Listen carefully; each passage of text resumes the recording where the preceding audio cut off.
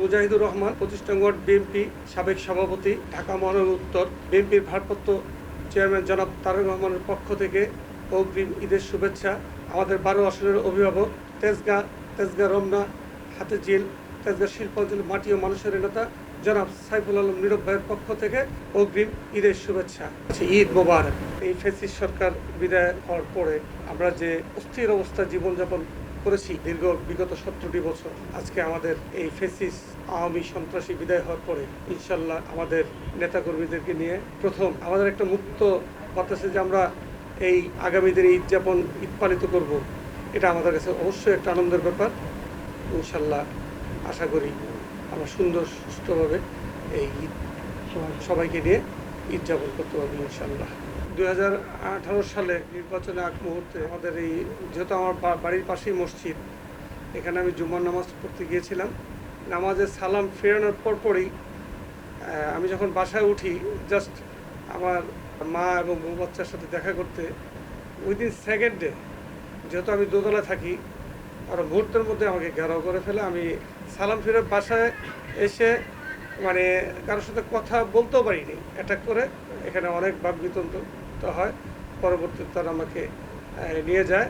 কোনো ওয়ারেন্টের আসামি ছিল না, মামলা ছিল, যেহেতু আমার ওয়ারেন্ট ছিল না, তারা আমাকে তেজগাঁ থানায় হস্তান্তর করে। আরেকটি ঘটনা বলি, তখন আমি ছিলাম না, 2014 কি 15, তখন আমার বাসার চারিদিক ঘেরাও করে আমার মাকে এবং আমার ওয়াইফ এবং আমার ছেলে মেয়েদেরকে গেট ভেঙে বাসায় ঢুকে অকথ্য ভাষা গালাগালি, এবং আমার মাকে বলে যে আপনার ছেলেকে পেলে যেখানেই পাই গুম করে ফেলব।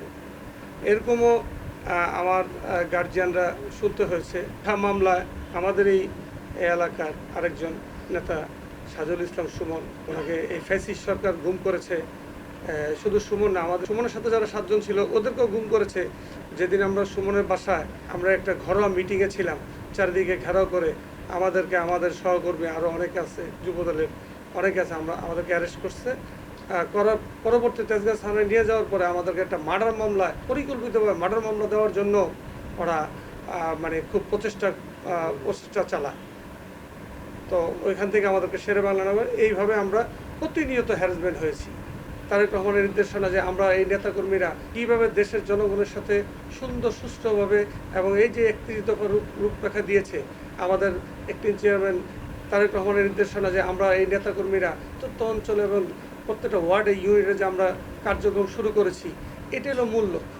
আমাদের অভিভাবক, সাবেক ছাত্রনেতা, সাবেক যুবনেতা, জাতীয়তাবাদী যুবদল কেন্দ্রীয় নির্বাহী কমিটির সাবেক সভাপতি, সাবেক সফল সাধারণ সম্পাদক, ঢাকা মহানগর উত্তরের সদ্য সাবেক আহ্বায়ক জনাব সাইফুল আলম নীরব, আমাদের প্রাণের স্পন্দন। আমাদের এলাকায় উনি গ্রাস লেভেল থেকে গড়ে ওঠা তেজগাঁর কৃতি সন্তান। আমরা খুব খুশি, ওনার মতো একজন রাজনীতিবিদ, ওনার মতো একজন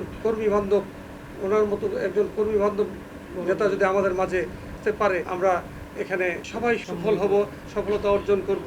নীরব ভাইয়ের কথা এই কারণে বলি, আজকে এই করোনাকালীন থেকে স্টার্ট করে এই বিগত দিনে এই ফ্রি চিকিৎসা, ফ্রি স্বাস্থ্যসেবা কেন্দ্র, কম্বল বিতরণ থেকে স্টার্ট করে প্রত্যেকটা মানুষের ঘরে ঘরে এই সাইফুল আলম নীরব, তারেক রহমানের নির্দেশনায় ও সাইফুল আলম নীরবের অনুপ্রেরণা যে আমরা প্রত্যেকটা মানুষের ঘরে ঘরে যেতে পারছি,